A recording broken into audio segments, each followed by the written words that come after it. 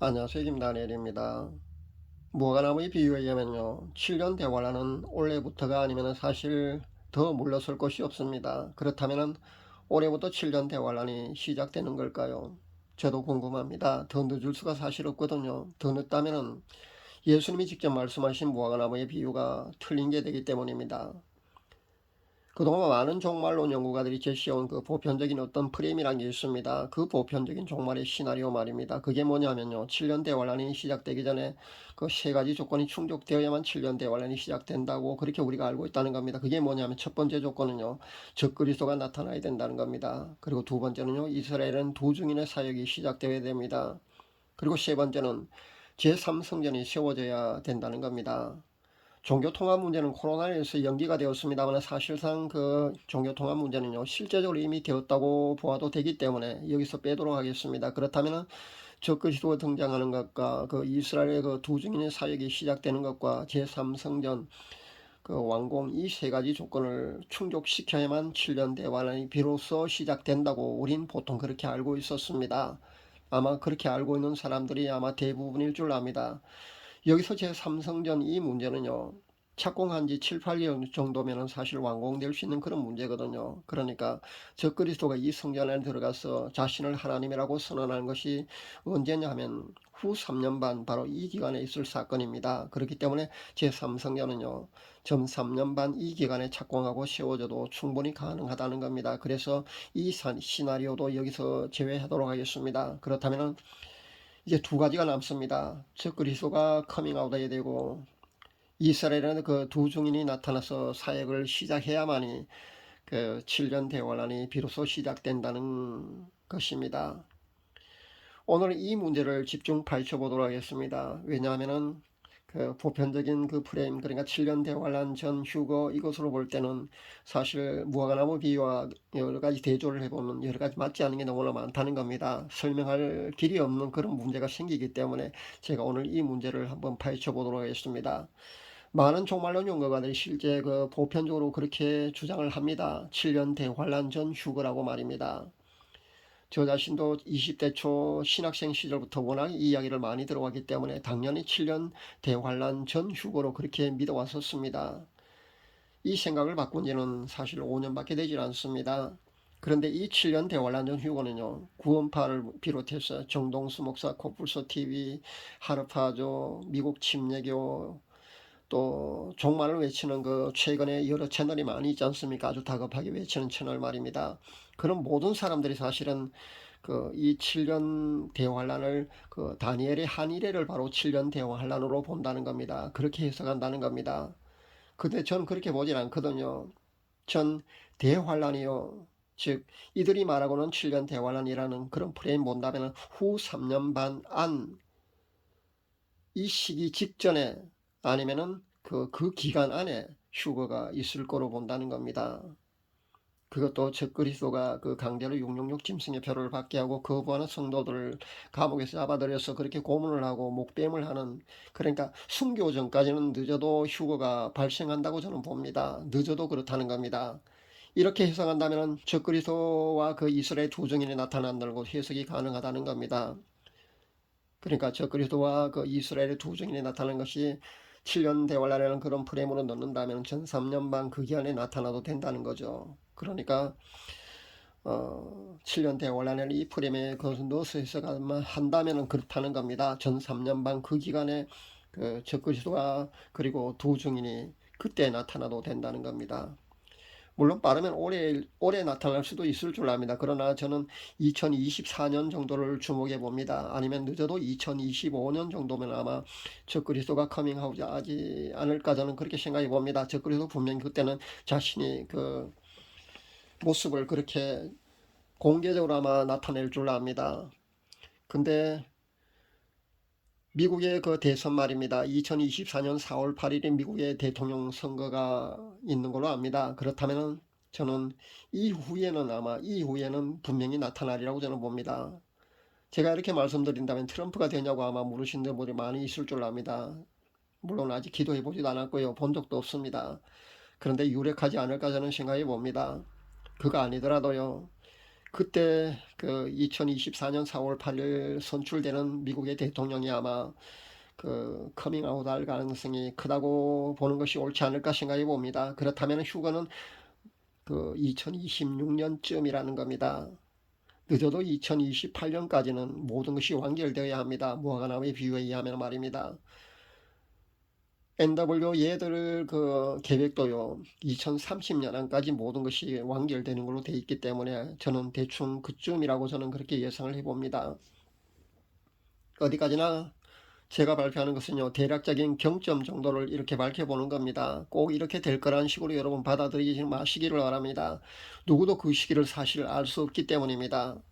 단지 오늘 내일 하는 식으로 너무나 지나치게 임박한 휴거를 주장하는 그런 메신저들을, 그런 채널이 너무나 많기 때문에 그만큼 급박한 것은 아니라는 점을 제가 분명히 밝힙니다. 그러면서 이 경점을 밝혀봅니다.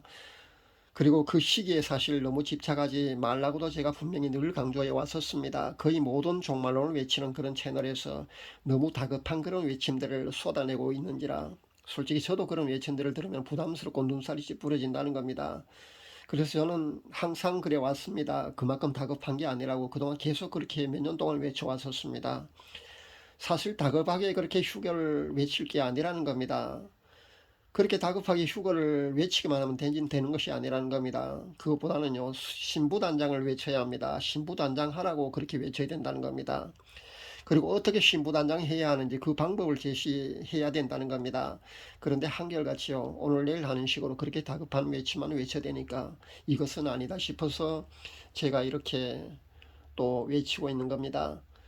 그렇다면은 대추수기, 즉 그 한성도라도 더 휴거될 수 있는 좋은 기회인 대부흥기가 곧 시작된다는 그런 긍정적이고 희망적인 그런 메시지도 오늘 같이 이렇게 전하고 싶습니다. 분명히 대부흥기, 그러니까 대추수기가 우리 앞에 바로 다가와 있다는 겁니다. 이 몇 년 동안, 앞으로 몇 년 동안의 기회를 여러분이 놓치면요, 다시는 기회가 없다는 것을 분명히 아시기를 바랍니다. 때가 아주 급박하게 이렇게 돌아가는 것으로 보이는데 사실은 전 세계가 이렇게 다급하게 돌아가는 것은 아니라는 것을 여러분이 아셔야 합니다. 하얀 신발로 방역 패스를 심하게 적용하고 있는 국가가 현재 한 7개국 정도인 걸로 압니다. 그러니까 우리나라가 G7 국가가 됐지 않습니까? 그러니까 G7 국가가 된 것이 좌쪽으로 클릭해 있는 그런 사람들은요, 우쭐해 할지 모르겠습니다만 실은 이렇게 통제와 자유 및 그런 인권 침해가 피부로 와닿는 그런 현실 속에 우리가 직면하게 된 거라는 겁니다. 우리나라에 살고 있다는 것이 요즘 들어서 점점 힘겹다고 저도 느껴집니다. 3구 대선 후에는요, 분명히 전체주의 국가로 확실하게 가게 된다면 더 힘드는 현실이 될 것 같아서 걱정입니다. 우리 모두 각오 단단히 할 수 있기를 바랍니다.